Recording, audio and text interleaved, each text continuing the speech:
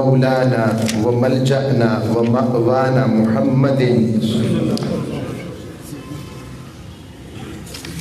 نبی الامین المکین الحنین الکریم رؤوف الرحیم اما بعد فاعوذ باللہ من الشیطان الرجیم بسم اللہ الرحمن الرحیم قال اللہ تبارک و تعالی فی القرآن المجید لقد جاءكم رسول من أنفسكم عزيز عليه ما عنتم حريص عليكم بالمؤمنين رؤوف رحيم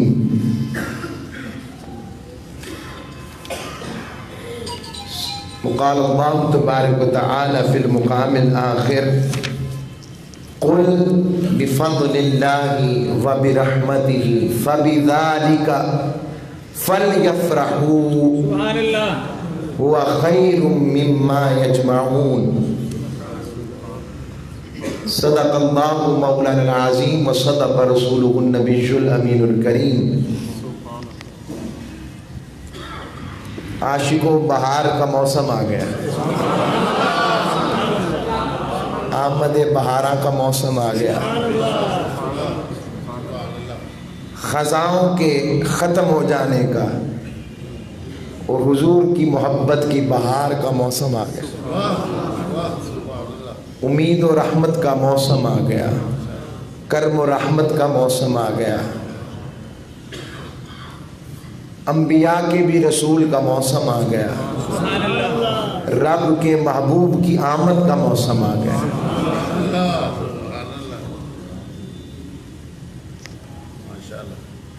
اللہ کا شکر ہے کہ اس نے ہمیں ربیع الاول شریف کی مبارک بہاریں نسبت عطا فرمائی۔ ہم میں اور باقیوں میں فرق یہ ہے، باقی اقرار کرتے ہیں اور ہمیں ابو بکر و عمر و عثمان و علی نے بتایا ہے اقرار کافی نہیں ہے، اصرار ضروری ہے۔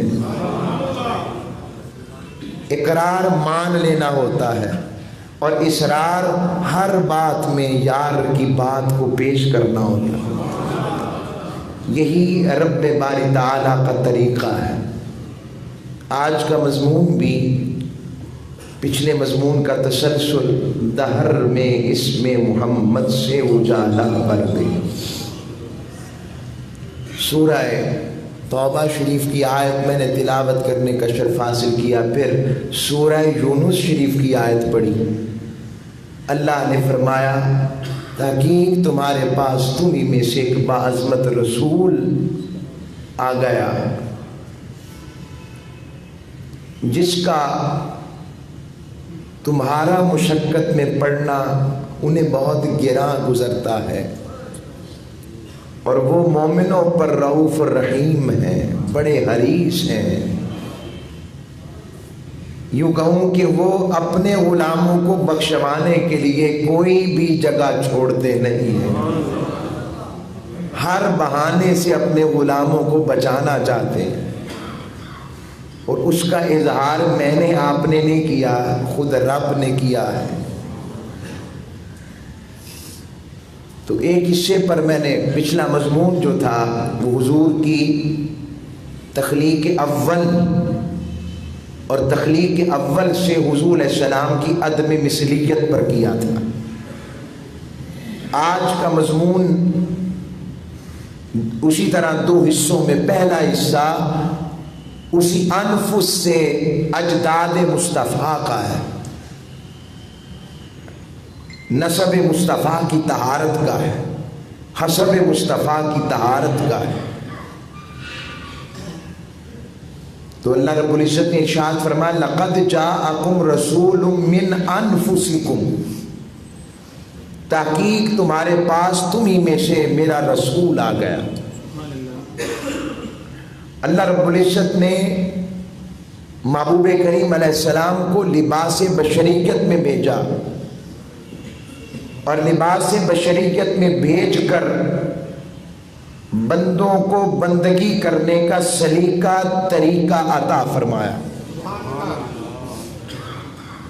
اگر حضور لباس بشریت میں نہ آتے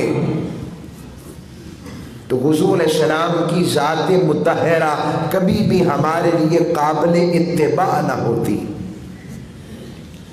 رب نے اپنے محبوب کو بشری لباس میں بھیج کر اپنے محبوب کریم علیہ السلام کی حیات کو، اپنے محبوب علیہ السلام کی سیرت کو، اپنے محبوب کے اخلاق کو، اپنے محبوب کے کردار کو، اپنے محبوب علیہ السلام کی حسن معاشرت کو، اپنے محبوب علیہ السلام کی حسن رشتہ داری کو، ہر زاویہ زندگی کے اعتبار سے اپنے محبوب کو کامل و اکمل دکھانے اور بتانے کے لیے رب باری تعالیٰ نے لباس بشری میں بھیجا۔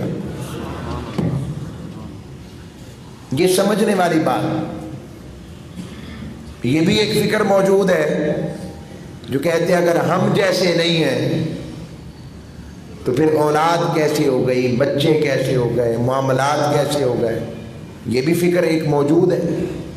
تو اس فکر کا جواب یہ ہے کہ تم صرف اور صرف بشریت میں گم ہو گئے، بلکہ تمہیں بشریت میں بھی وہ بشر نظر نہ آیا جو رب باری تعالیٰ نے ابو بکر کو دیکھنے والی آنکھ میں عطا کر دیا۔ تو ان کی آنکھ سے دیکھو، خود پر قیاس نہ کرو۔ اسی طرح ایک قرات شاذہ ہوتی ہے۔ قرات شاذہ وہ ہوتی ہے جو تفسیری بیان میں آتی ہے۔ رب نے فرمایا لقد جاءکم رسول من انفسکم، خود پڑھا ہے، قرات شاذہ میں پڑھا ہے، انفاسا، یعنی تم میں رسول میرا آیا، تم میں سے نفیس ترین لوگوں میں سے، انفس، انفاسا، جس سے زیادہ کوئی آنے والے سے زیادہ نفیس کوئی نہیں، اور جس جد سے آ رہا ہے اس سے زیادہ کوئی جد نفیس کوئی نہیں۔ انفسکم، اور جب نفیس آ جاتا ہے، نفاست آ جاتی ہے، حسن اس سے پیچھے نہیں رہتا۔ حسن و نفاست کا مرقع رب نے قرار دیا کہ تم میں بہترین نفوس میں سے اور بہترین حسن والوں میں سے میرا مصطفیٰ آیا ہے۔ حضور علیہ الصلوۃ والسلام نفیس